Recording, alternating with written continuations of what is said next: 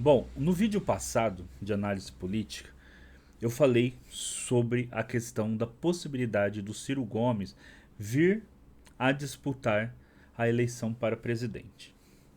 Foi um vídeo que teve uma resposta interessante. Houve vários comentários e de pessoas, a maioria entusiasmadas com essa possibilidade. Por quê? Porque muitas pessoas sentem que essa polarização que nós estamos vivendo, e há um vídeo aqui no canal só sobre polarização, que analisa uma obra de dois cientistas sociais que falam sobre a polarização, e ele vai aparecer aí no final nos cards para vocês darem uma olhada lá, tá? Vou deixar para o final para vocês assistirem primeiro esse vídeo inteiro. Bom, as pessoas às vezes querem uma outra alternativa. Agora, isso é muito difícil. Isso é muito difícil. Porque por mais que o Brasil não tenha aquele limite, por exemplo, que tem nos Estados Unidos de haver só dois partidos, tá, muita gente pode vir aqui comentar, mas olha, professor, olha, filósofo, os Estados Unidos tem um monte de partidos. Só que existe uma legislação que impede que esses partidos venham realmente a conseguir disputar. Porque lá como as legislações são todas tem estaduais, né? Tem uma legislação, lógico, federal, mas tem muitas questões que são decididas pelos estados. Um partido político tem que colher assinaturas de estado para estado, tem que conseguir, às vezes consegue estar nas urnas de um estado não está na outra, sabe? É uma bagunça do caramba. Eu não sei nem como que os Estados Unidos se coloca aí no papel de acompanhar ou de vigiar eleições em outros países, tendo eles o tipo de eleições que eles têm lá.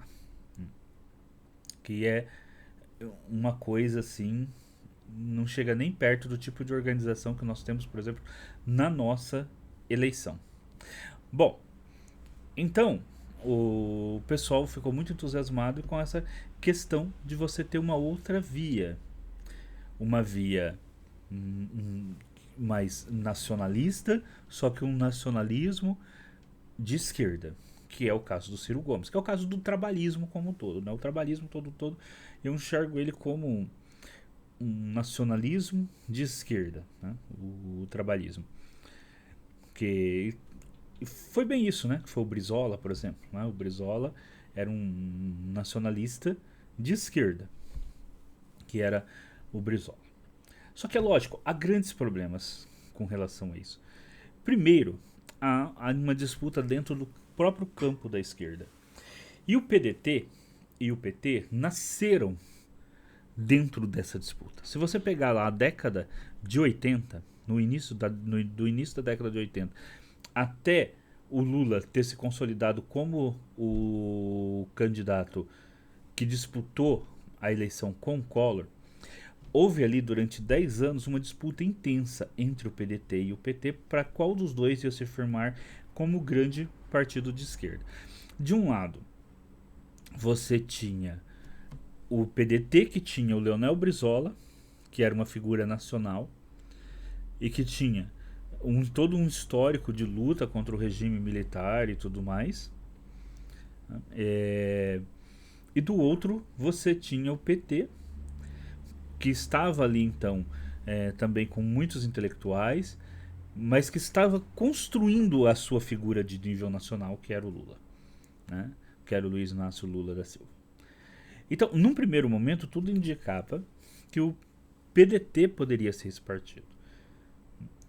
As outras esquerdas, o PCdoB, o PCB, né, as outras esquerdas, elas carregavam aquela questão, né, mais forte de bandeiras ideológicas que comunistas que nunca conseguiram realmente cativar uma parcela maior da população, que não pessoas que já que tinham um interesse mais ideológico, né, na questão do comunismo.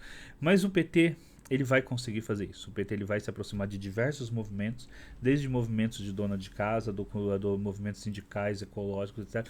E vai se constituir como grande partido de esquerda. E isso vai ter uma coroação com o Lula indo para o segundo turno contra o Collor. Apesar de naquele momento o Lula perder para o Collor, é o momento que marca o PT se transformando no grande partido de referência de esquerda da nação, sobrepujando o PDT. Então, agora o Ciro teria que fazer justamente o caminho de fortalecimento do PDT. Só que nas últimas eleições, o PDT foi um dos partidos que mais perdeu prefeituras. E aonde ele perdeu prefeituras, ele perdeu mais prefeituras justamente para o PT. E justamente naquele estado que era o centro do cirismo, do pedetismo, que era o Ceará, em grande decorrência por causa da briga entre os irmãos Gomes. Então tudo isso teria que ser revertido para você criar uma outra esquerda, que seria uma esquerda mais ligada então ao trabalhismo do que ao petismo. Mas sim, eu acho que o Ciro é alguém que tem sim muitas possibilidades de ainda chegar a presidente da República. E o Ciro é alguém realmente muito capacitado para isso. Tá? Realmente ele é muito capacitado para isso. Não tem como não ver isso, que o Ciro é uma pessoa extremamente capacitada para ser o presidente da República. E alguém que tem ali um foco correto em quem tem que ser enfrentado, que são os rentistas, né? Que é o rentismo. Mas vamos lá, vamos falar das últimas questões aí envolvendo a política nacional. Um outro assunto que foi muito comentado aí na última semana foi referente a Gleisi Hoffmann, que então se tornou ministra do governo Lula. Tá? E justamente a ministra das Relações Institucionais, que precisa ali fazer o contato com a Câmara e com o Senado. E no discurso em que o Lula vai apresentar a Gleisi Hoffmann para os presidentes da Câmara e do Senado, ele fala o seguinte, abre aspas: "Porque uma coisa, companheiros, que eu quero mudar, estabelecer uma relação com vocês, e por isso eu coloquei essa mulher bonita para ser ministra das Relações Institucionais, é que eu não quero mais ter distância entre vocês." E o discurso do Lula continua. Tá? Gente, isso gerou tudo o que vocês possam imaginar nas redes sociais. Tudo que vocês possam imaginar nas redes sociais. De críticas de que o Lula é machista. Porque ele elogiou a Gleisi Hoffmann. Então que ele estava dizendo que a Gleisi Hoffmann foi colocada no cargo porque ela é bonita. Nada mais longe da realidade do que isso. Qualquer pessoa que conhece um pouco do PT e da história do PT sabe exatamente por que a Gleisi vai ocupar esse espaço das relações institucionais. Né? A Gleisi é presidente do partido, né? Foi presidente do partido até assumir este novo cargo. E a Gleisi é alguém de extrema confiança do presidente Lula. De extrema confiança. E principalmente, ela é uma pessoa extremamente fiel à causa do PT, fiel a Lula. E ela é uma pessoa que presidiu o Partido dos Trabalhadores pelo período em que o Partido dos Trabalhadores enfrentou o seu pior momento. Pós-impeachment da presidente da República, o seu maior líder popular sendo preso. Muitas vezes o militante do PT não podia nem falar na rua que ele era militante do PT, né, porque havia um clima, um antipetismo dominando a sociedade. Operação Lava Jato.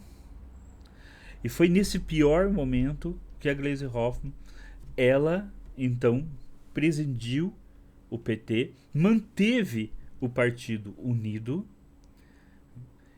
e junto com o PT junto ali com os militantes, com os deputados, passou por este momento de crise, chegando novamente à presidência da República.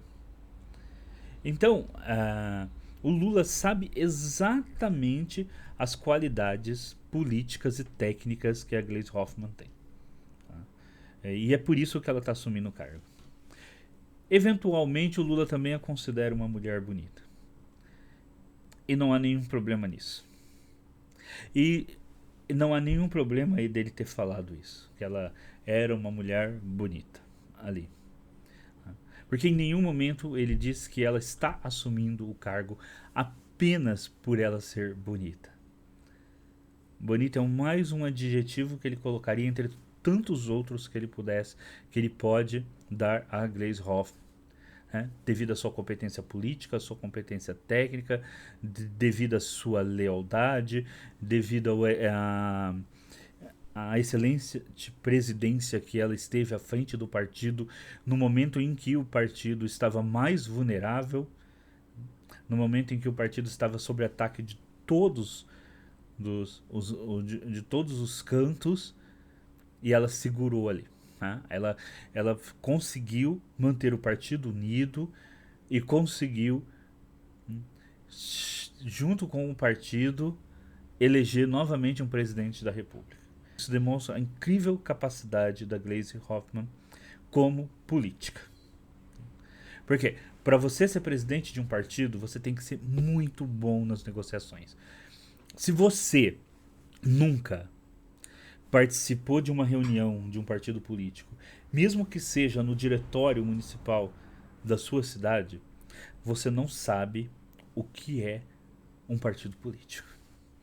Você não sabe o quanto difícil é você manter um partido político unido.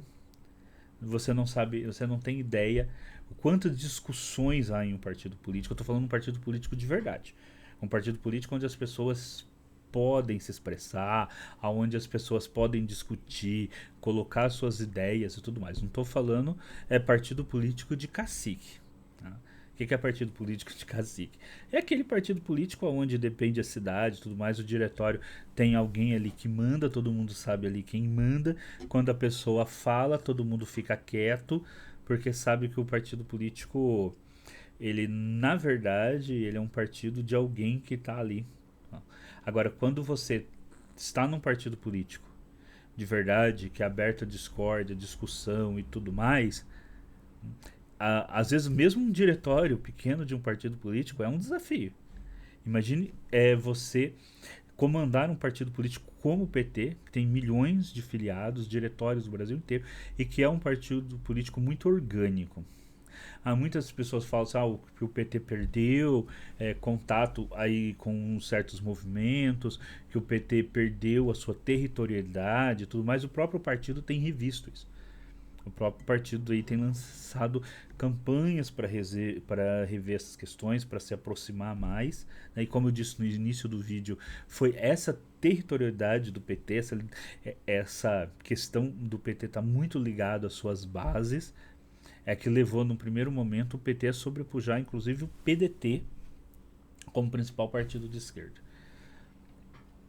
E é esse movimento que, se o PDT também quiser fazer para se transformar num grande partido de esquerda, que ele precisa fazer. Porque partidos de esquerda, eles só crescem se eles crescerem dentro da territorialidade, ligado aos movimentos sociais, ligado às lutas sociais, etc.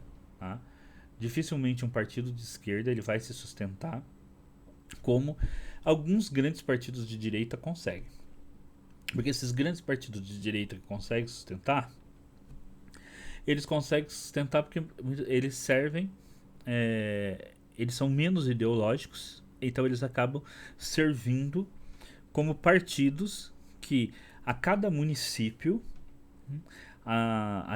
uma elite política que tem naquele município domina o diretório daquele partido. E aí o partido vai, numa boa, mas porque é como se fosse uma confederação de pequenos partidinhos. Isso não dá certo para a esquerda. Porque a esquerda sempre é mais ideológica. Ela sempre é mais ideológica. do que esses partidos. Ao contrário, por exemplo, da extrema esquerda. A extrema esquerda já vai ser mais ideológica do que. Ou da extrema direita. Eu falei extrema esquerda, estou falando da extrema direita. A extrema direita vai ser já mais ideológica do que a direita convencional. A direita convencional, não. A direita convencional, ela defende os seus interesses, mas os diretórios, muitas vezes, cada diretório, em cada município, é uma força política ali do próprio município que está controlando o diretório. Mas sim, o nome da Glaze é um excelente nome para a ministra das Relações Institucionais. Ela é uma pessoa muito combativa. Eu vi muitos analistas falar, mas ela é uma pessoa muito combativa e precisa de muito diálogo. Mas olha, ser uma pessoa que dialoga não significa ser uma pessoa que não defenda as suas posições. Você pode ser uma pessoa aberta ao diálogo e ser uma pessoa que defenda as suas posições. É exatamente disso que o Lula precisa, de uma ministra das Relações Institucionais que defenda as posições do partido, defenda as posições do governo, né? Nas posições do governo, e ao mesmo tempo que seja capaz de dialogar. Tá? E eu acho que a escolha do Lula de nível técnico e político foi excelente. Vamos ver como que vai se desenrolar.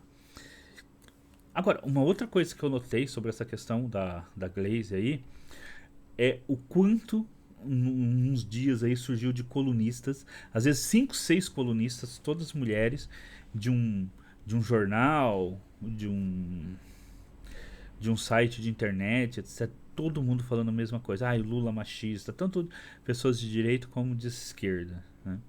E é interessante isso, porque assim, poucos governos no país fizeram tanto, né, para os interesses da mulher como fez o presidente Lula. Inclusive levando uma mulher a presidente da República. E eu lembro que quando a Dilma estava ali, né, para sofrer o processo do impeachment, a gente via coisas escabrosas como um certo adesivo de carro. A gente via comentários feitos em grandes jornais que eram de uma misoginia incrível contra a presidenta da República, inclusive pela questão dela usar o termo presidenta. E eu não via tanta indignação, tantas pessoas se colocando ali e vendo o misoginismo, o machismo ali sendo colocado contra o presidente da República Mulher. E inclusive recentemente a Dilma ganhou uma das comendas mais importantes do governo chinês, preside um dos bancos mais importantes do mundo, que é o banco do BRICS, e parece que ela não existe para a imprensa brasileira. Uma mulher que está numa das posições de comando mais respeitadas do mundo. Acho que apareceu numa lista aí das 100 mulheres mais poderosas, mais respeitadas do mundo. Isso passa totalmente desapercebido por essas mesmas pessoas que faltam arrancar o cabelo e sair gritando por aí de desespero por causa de uma fala do Lula. Porque o Lula se referiu a uma mulher como ela sendo bonita. Alguém que não é só, que não tem com o Lula apenas uma relação político-técnica, né? Você percebe pela interação do Lula com a Glaze que eles são amigos. Você percebe que há ali uma relação de amizade, né? Uma relação de afeto, como entendido amizade, inclusive aqui a gente estava num canal de filosofia, como os filósofos a entendiam, né? Uma relação mesmo de amizade, né? Como às vezes hoje a gente não tem mais essas relações de amizade, que a gente fica com amizade com rede social, né? Às vezes nem conhece direito as pessoas, mas ali você vê que duas pessoas que realmente são muito amigas. E o Lula se referiu ali à palavra bonito como uma referência, um carinho e tudo mais. E isso causou tanta indignação. Agora, quando você tinha uma presidente mulher que sofria ataques misóginos o tempo todo, a gente não via essa mesma imprensa tão indignada. Ou, para não falar do ex-presidente da República que falava coisas absurdas sobre mulheres. Bom, mas vamos lá. Vamos seguir então aqui em outras. Inclusive, não se destacou, por exemplo, tanto assim, que o Lula indicou e que pela primeira vez o Superior Tribunal Militar vai ser presidido por uma mulher. E veja bem, gente, o Superior Tribunal Militar é o equivalente ao Superior Tribunal Federal, ao STF, mas aqui é um tribunal voltado para as questões militares. E pela primeira vez na história do Superior Tribunal Militar, nós teremos uma mulher presidindo o tribunal, indicada por Lula. Isso foi na mesma semana em que ele fez o comentário referente a Gleisi Hoffmann. Então, se destacou a questão da Gleisi, mas não se destacou o fato dele ter indicado uma mulher para o STM, Supremo Tribunal Militar.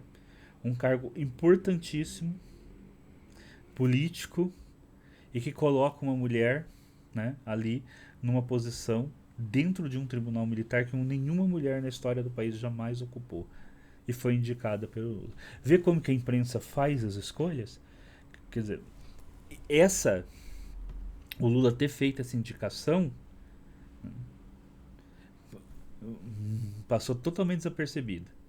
Esta indicação merecia ter 5, 6, 7 colunistas escrevendo artigo, deveria ser capa de um monte de vitrine e tudo mais, mas o que rendeu artigos e mais artigos foi a palavra bonita.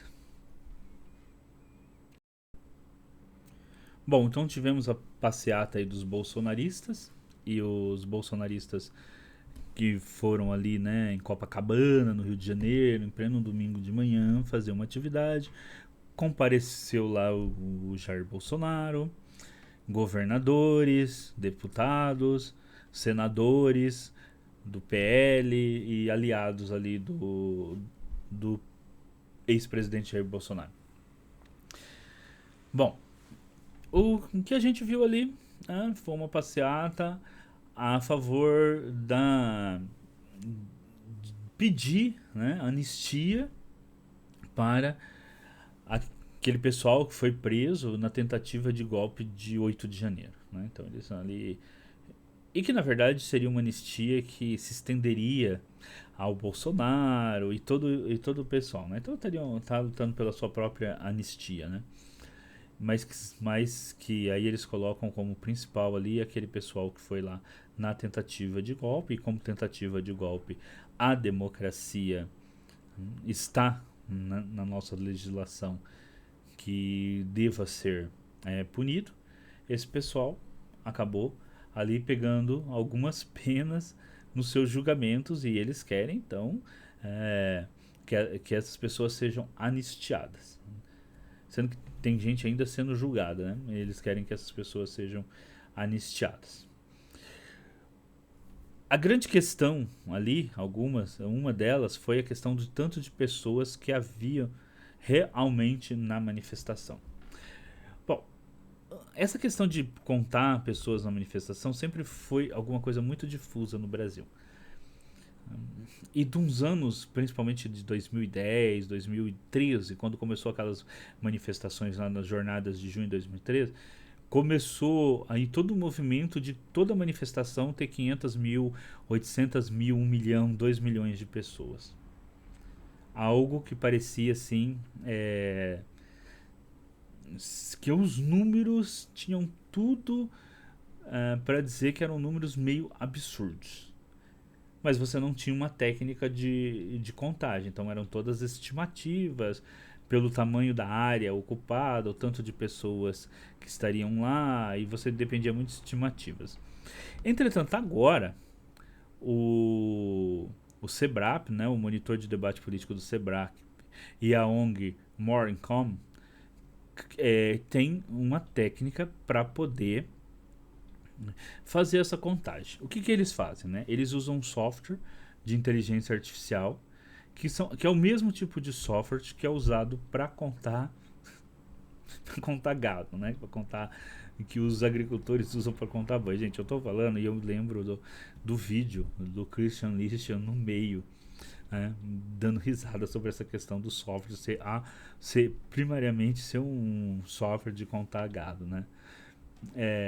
E esse, porque eles contam a cabeça de bois, né? O fazendeiro passa lá, né, com um drone, fotografa e aí conta a cabeça de boi. Logo que ele foi adaptado, porque um ser humano é muito menor do que um boi, para contar seres humanos. Então, eu tô aqui com o relatório, inclusive, da organização. Aí eles falam, né, aqui, ó, que eles calcularam 18,3 mil pessoas para mais ou menos, pode ser 2.200 pessoas a menos ou 2.000 pessoas a mais, na manifestação realizada 16 de março. Né? A manifestação foi convocada pelo ex-presidente Jair Bolsonaro e pelo pastor Silas Malafaia. Teve dois motes, fora Lula 2026 e anistia já. É interessante que eles colocaram fora Lula 2026, né? Porque eles querem fora Lula, mas não querem o impeachment, né? Eles querem o fora Lula 2026 é porque eles querem que o Jair Bolsonaro possa ser candidato, né? Que eles estão dizendo então que o Jair Bolsonaro condenado, isso deslegitima a democracia.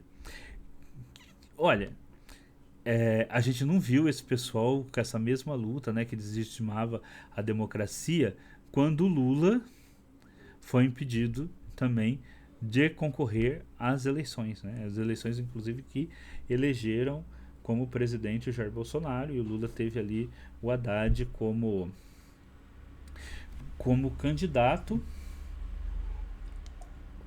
num momento que, pensando pensando no Brasil como um todo, né, foi uma das maiores falhas que o PT cometeu em não ter apoiado o Ciro Gomes como candidato a presidente, né? Ali era o momento de todo mundo ter saído com o Ciro Gomes desde o início para a presidência da República. E agora a gente pode ver que o Bolsonaro segue a mesma estratégia que foi usada ali pelo Lula. O Lula manteve a sua candidatura até o momento em que não dava mais para manter, para depois colocar o Haddad como candidato a presidente, ao invés do PT já ter vindo apoiando o Ciro Gomes desde o início. O Bolsonaro está seguindo a mesma estratégia, né? Está seguindo a mesma estratégia de apoiar, de seguir como candidato, provavelmente, para que se for apoiar alguém, vai ser só no limite lá de quando a Justiça Eleitoral permite, né? Aí depois se ele realmente não puder ser candidato, é que vão colocar outro candidato. Então, está usando a mesmíssima estratégia. A mesmíssima em tudo. E eles parecem fazer isso muito, né? Assim, seguir a mesma estratégia já usada pela esquerda. Nós tivemos agora, inclusive, um dos filhos do Bolsonaro aí que se autoexilou nos Estados Unidos, usando da mesma estratégia também que um deputado da esquerda e até intelectuais da esquerda lá eles também fizeram, né,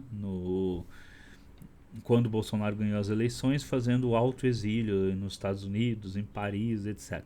É a mesma estratégia. Né? Então, assim, se utilizando da mesma estratégia, aquele negócio. Bom, que parece ter funcionado para eles, talvez funcione para a gente também, né? A gente não gosta deles, mas parece que a estratégia funcionou, tá? Bom, então esse software foi desenvolvido pela Universidade de Zhejiang, na China, né?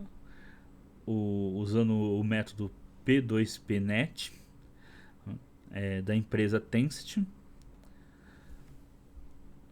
Então, e ele foi treinado justamente para contar multidões. A contagem aconteceu em 4 momentos. Ele aconteceu às 10 horas da manhã, às 10h40, às 11h30 e ao meio-dia, totalizando 66 fotos. 6 dessas fotos tiradas ao meio-dia no momento de pico da manifestação. O método possui, então, uma precisão de 72,9%. E tem um erro absoluto médio de 12%. Ou seja, mesmo que o método desse a maior margem, tivesse na maior margem de erro, você teria ali no máximo umas 22 mil pessoas na manifestação. Agora, a gente ter 22 mil pessoas não significa ter pouco, tá? Eu vi aí diversos canais falando assim, é a morte do bolsonarismo, é a morte do Bolsonaro. Eu não acho que você levar 22 mil pessoas, 18 mil pessoas, 20 mil pessoas para uma praia dia de domingo significa, e com essa bandeira, né? É, ele é fora Lula 2026, quer dizer, vai ser eleição mesmo, por que eu vou? Eleição eu sei que vai ter, né? Então por que eu vou numa manifestação que. E, e anistia ali, né? É, para aquele pessoal ali que foi preso, assim, é só o bolsonarista mais bolsonarista mesmo, assim, o cara mais comprometido com a causa para ir. Se eles tivessem feito uma manifestação, por exemplo, com relação ao preço dos alimentos, aí sim talvez eles tivessem chamado um grande número de pessoal. Só que a extrema-direita não faz esse tipo de manifestação, né? Porque não é uma preocupação deles, na verdade. Se o café tá caro, se os alimentos estão caros. Eles falam isso aí na internet, mas não é uma preocupação deles. Até porque é um tiro no pé, porque quem acabou com a Conab, quem acabou com os silos, quem acabou com a comida, com, com o fato do governo, né, ter estoque para no momento de falta de alimentos, seja por porque deu um problema na safra, seja por uma elevação artificial do preço, colocar a comida em colocar a comida aí, mais barata no mercado, foram eles mesmos, né? Foi o próprio governo Bolsonaro que fez isso. Né? Começou lá com o Temer, mas foi o próprio governo Bolsonaro que fez isso. Então não tinha significados eles levarem essa palavra de ordem, porque seria contrário aos seus próprios interesses. Então, para que levar essa palavra de ordem, né? Se ela é contrária aos seus próprios interesses. Mas talvez fosse uma palavra de ordem que chamasse mais gente. Agora, dizer que por isso o bolsonarismo não é uma força política, é, ou é uma força importante, ou é uma força política em decadência, olha, é uma análise muito incorreta. Até porque nas últimas manifestações da esquerda que a gente viu, eles também não conseguiram colocar tanta gente assim na rua. Né? Colocaram também lá pouquíssima gente na rua. Na verdade, cada vez está se tornando mais difícil colocar gente na rua. Se eu posso ver tudo pelo computador, pelo uma live na minha casa, por que eu vou sair para ir lá no Rio, para ir num sol desse, né? Nos dias quentes, como tá lá, tomar sol, tudo. Só o cara mais comprometido com a causa vai fazer isso. De ambos os lados. Então cada vez vai ficar mais difícil colocar pessoas na rua. Então colocar 20, 30, 40, que seja 50 mil pessoas na rua, como teve alguns estudos que contaram, né? Ainda assim é muita gente. Né? Não precisa falar que teve 400 mil, 500 mil, 1 milhão de pessoas. Esse número já é um número muito grande. E vamos ser claros, a esquerda também não tem conseguido colocar gente na rua. Tá? Também não tem conseguido colocar assim muita gente na rua para poder estar falando que os outros não estão colocando. Tá cada vez mais difícil colocar gente na rua. Tá? E tá difícil mesmo.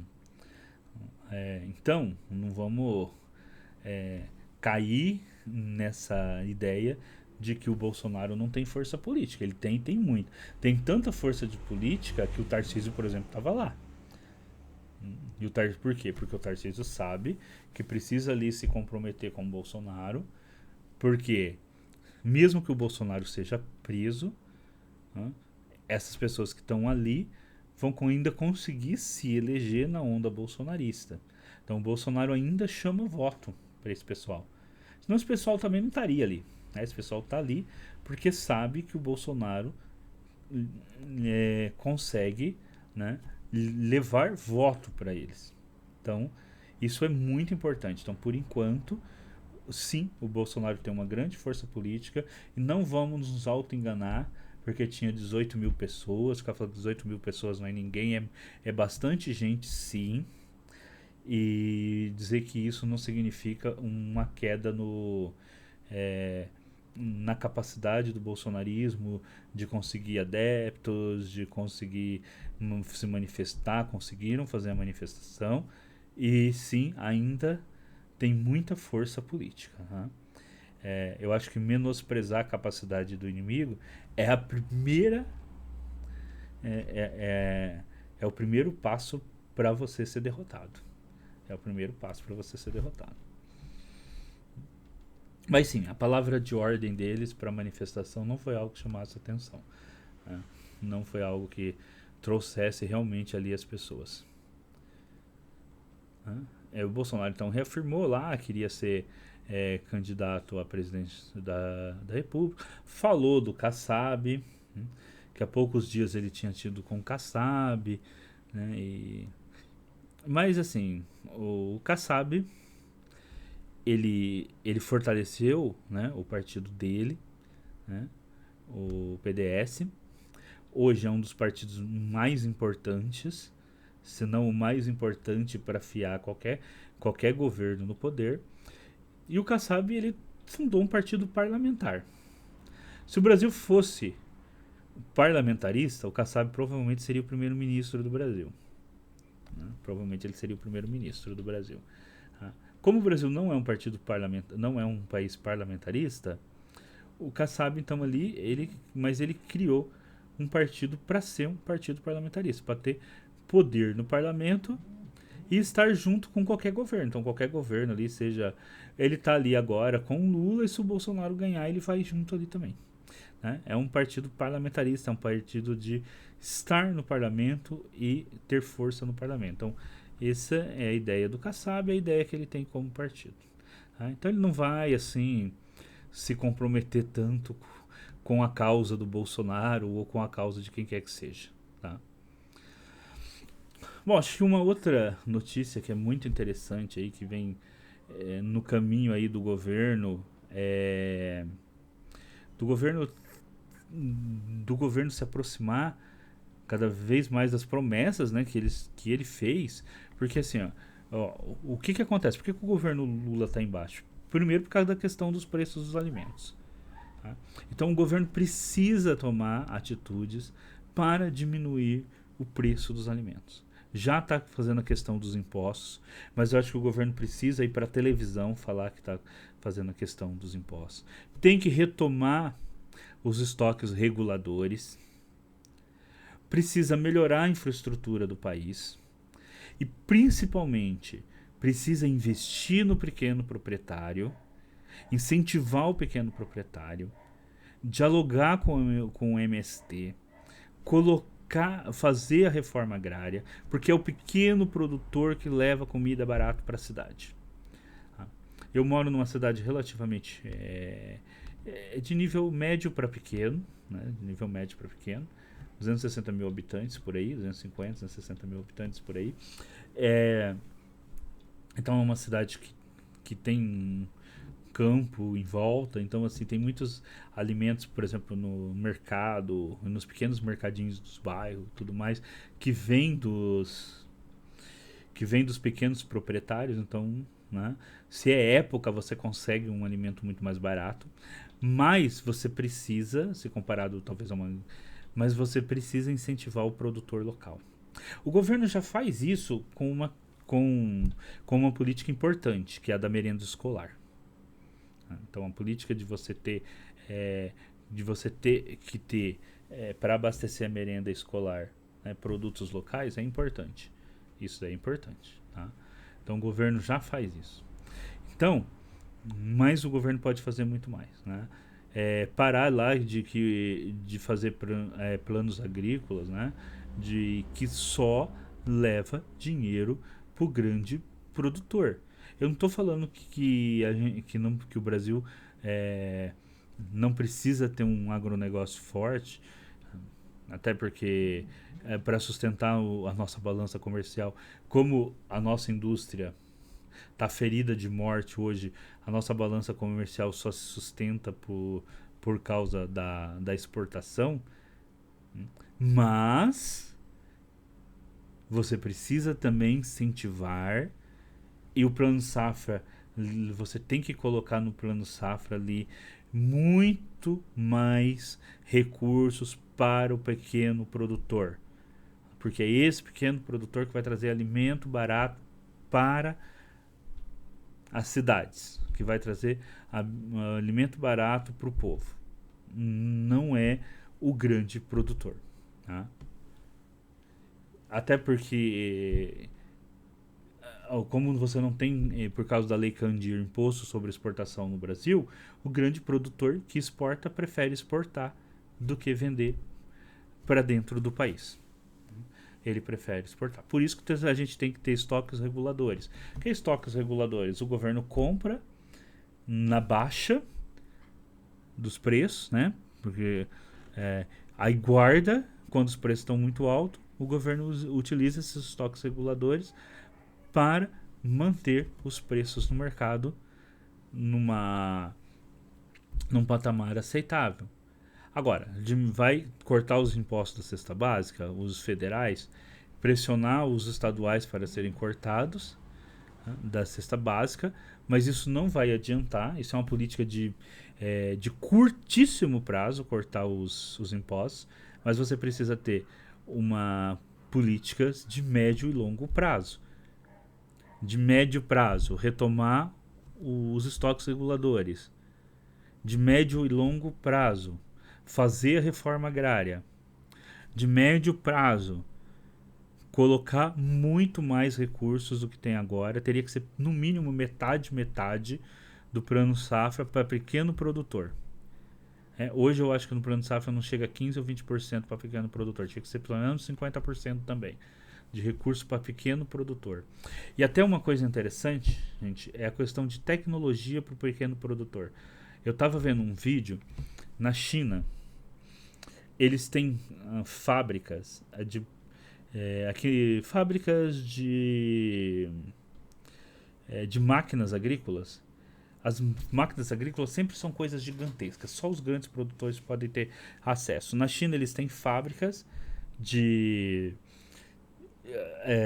máquinas agrícolas que são tratores e outras máquinas agrícolas que elas são assim, totalmente uma moto. Um pouco maior que uma motinha no Fusquinha. Sabe, são máquinas agrícolas para pequenos produtores. Também levarem a tecnologia. Sabe? Faz uma parceria com a China. Você não tem ninguém interessado no Brasil. O Brasil tem ou 5, ou tem 8 ou 9 grandes produtores de máquinas agrícolas, que só aquelas máquinas agrícolas gigantescas para os grandes produtores. Se ninguém tem interesse em produzir máquinas agrícolas para o pequeno produtor, faz uma parceria com uma empresa chinesa, traz essa tecnologia aqui via uma estatal, e que leve máquinas agrícolas, pequenas máquinas agrícolas, para mecanização também. Ali, quando do pequeno produtor chinês estão fazendo isso. Maior incentivo para a Embrapa. Como a gente construir também, pensar aí em aumentar o nível de produção para o pequeno produtor. E principalmente fazer a reforma agrária. Né? O PT investiu muito pouco como governo na reforma agrária. Você precisa investir na reforma agrária, fazer a necessária reforma agrária, porque é através, né, da produção ali dos alimentos, como é feito pelo MST, que você consegue baixar o preço dos alimentos. Né? Não tem segredo. Né? Não tem segredo. É o pequeno produtor que alimenta a maioria, da onde vem a maioria dos alimentos, né, para o povo, para as pessoas. O governo fazendo isso é o que se espera de um governo de esquerda, de um governo popular. E aí o Lula também colocou uma outra questão aí fora dos alimentos, que era que era outra promessa de governo, que finalmente aí saiu do papel, né, vai para aprovação aí do Senado, mas nós vamos ter que fazer uma pressão, viu, pessoal? Nós vamos ter que fazer uma pressão muito grande, porque o Senado é contrário, que é o quê? A isenção de imposto de renda para quem ganha até R$ 5.000. E aí vai haver os 141 mil brasileiros mais ricos vão contribuir com mais. Enquanto 10 milhões de pessoas da classe popular, da classe média, passam a ficar isentos do imposto de renda. Tá? Por quê? Gente, o imposto de renda é muita coisa para quem ganha até 5 mil reais. Tá? Na maioria dos países civilizados no mundo, os países de primeiro mundo, inclusive os Estados Unidos, que é modelo para tudo, a maior parte do imposto é pago pelos ricos e não pela classe média.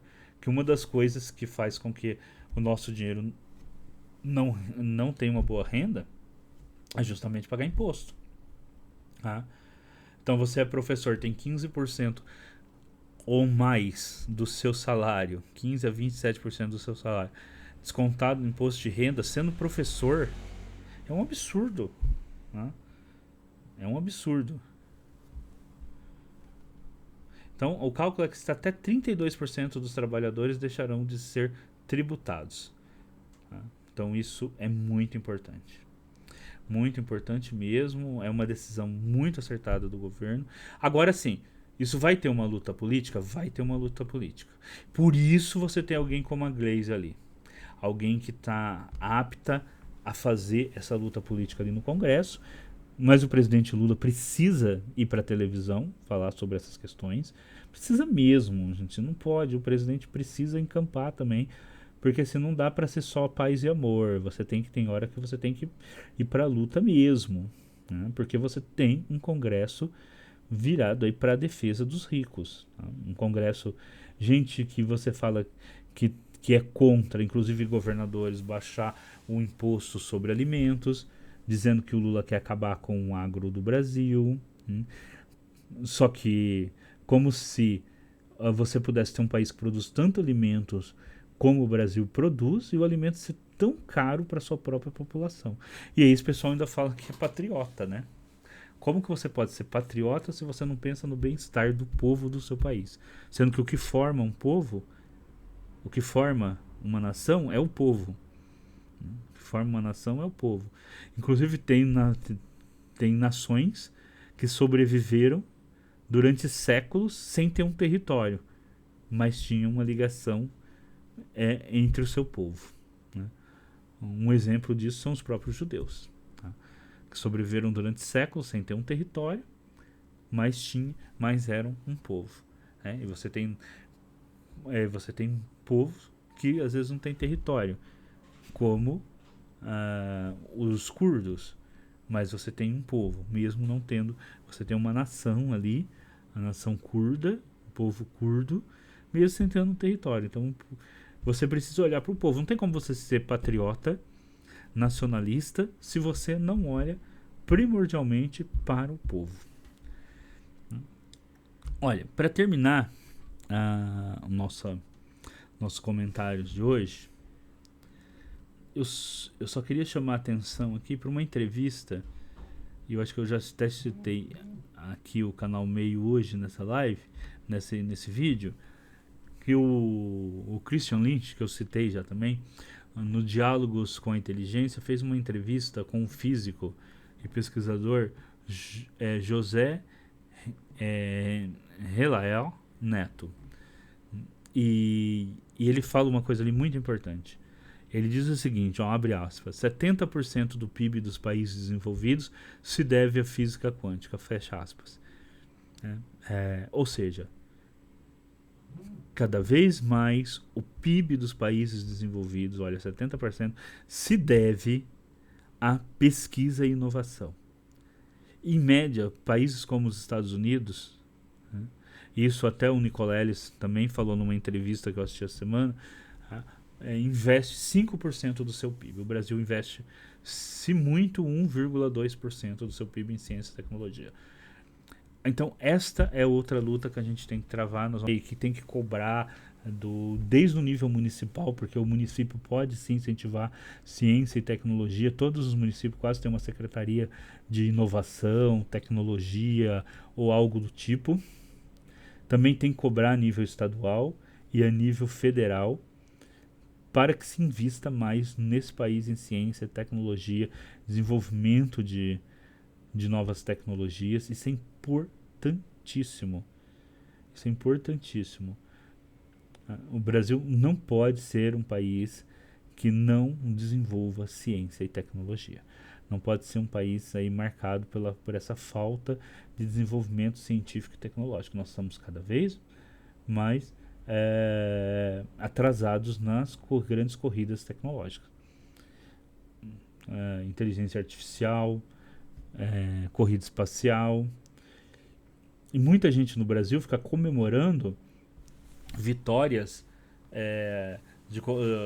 que uma determinada empresa colocou um foguete, fez um foguete assim ali, outro criou não sei aonde, inteligência artificial.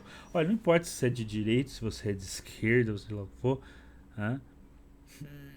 A empresa de inteligência artificial criada pelos chineses é um grande benefício para os chineses. O foguete criado pela empresa norte-americana, que pode voltar que pode voltar e pousar, né, que não se perde, é um grande ganho tecnológico para os Estados Unidos.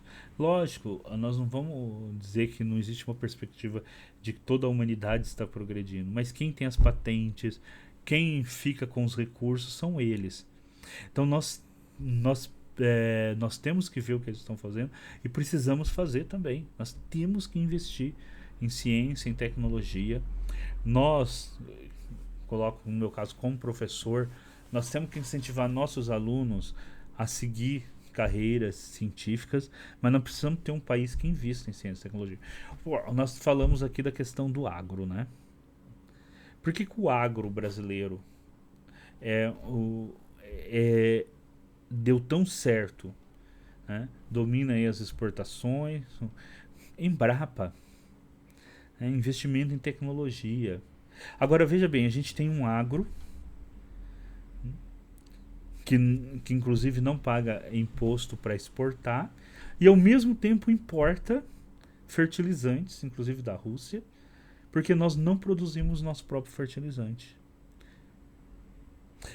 Então o governo tinha que fazer meios para ter fábricas de fertilizantes e por exemplo, e taxando esses fertilizantes que vêm de fora, ao mesmo tempo em que você vai chamando o agro brasileiro para investir em fábricas de fertilizantes no Brasil. Não dá para você depender da produção de fertilizantes de outro país se o Brasil tem a matéria-prima para produzir o fertilizante e o Brasil tem condições de desenvolver uma indústria de fertilizante. E aí a gente tem um agro que exporta, mas ao mesmo tempo importa fertilizante. Então você precisa ter essa tecnologia sendo desenvolvida aqui no Brasil. O que inclusive vai baratear. Vai tornar inclusive o alimento mais barato. Mesmo que seja para ajudar na balança comercial brasileira. Né? E que é necessário. Agora, se você incentiva a indústria, você vende produtos industrializados, você tem um ganho maior ainda na balança comercial. É só ver o montante que a Embraer ganha de produtos industrializados, né, de vender aviões por aí, né, que é muito mais do que se você levar em consideração as devidas proporções, né, se o Brasil tivesse aí mais algumas empresas como a Embraer vendendo para o exterior produtos de inovação tecnológica, daria tanto quanto o agro. Então você precisa ter esse incentivo à indústria. E esse incentivo à indústria tem que vir também do agro. A gente não pode. Vamos lembrar que, por exemplo, a primeira industrialização que ocorreu ali no Brasil, na República Velha, foi justamente do dinheiro vindo dos produtores de café, que investiram na indústria em São Paulo. Então foi o agro investindo nas primeiras indústrias. Então a gente tem que refazer isso, né? Retomar a industrialização do Brasil para o próprio agro. Então, máquinas agrícolas sendo feitas no Brasil, né?